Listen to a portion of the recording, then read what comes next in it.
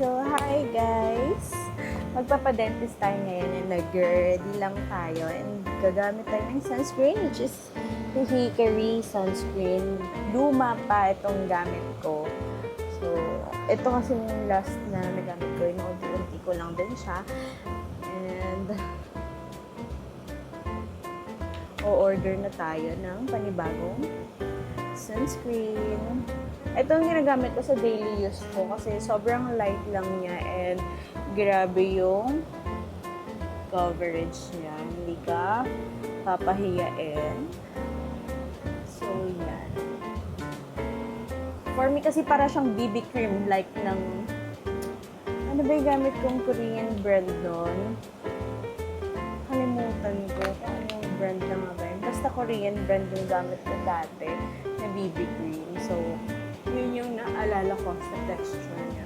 Or I mean sa coverage niya. So, yeah.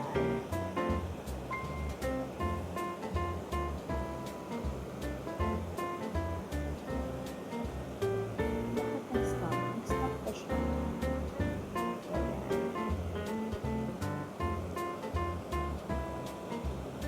Sobrang light niya talaga. Hindi siya mabigat na feeling niya. Parang ang lagkit-lagkit.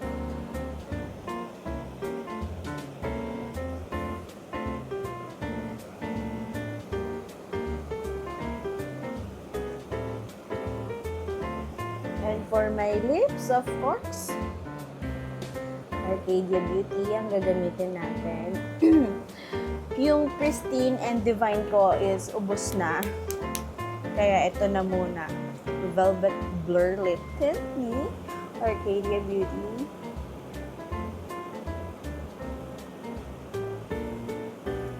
This is in the shade of Aphrodite. So, yan. Lahat ng shade na to, meron ako. Pero syempre, gagamit lang tayo ng naayon sa ating skin tone. Well, lahat naman maganda sila. Ma-recommend ko din. Pero ito, tsaka yung Calliope ang madalas kong gamitin. So, yan. Ready na tayo? That's it. If gusto niyo mag-order ng itong Hickory Tinted Sunscreen and Arcadia Beauty, ilalagay ko sa baba yung yellow basket. Bye!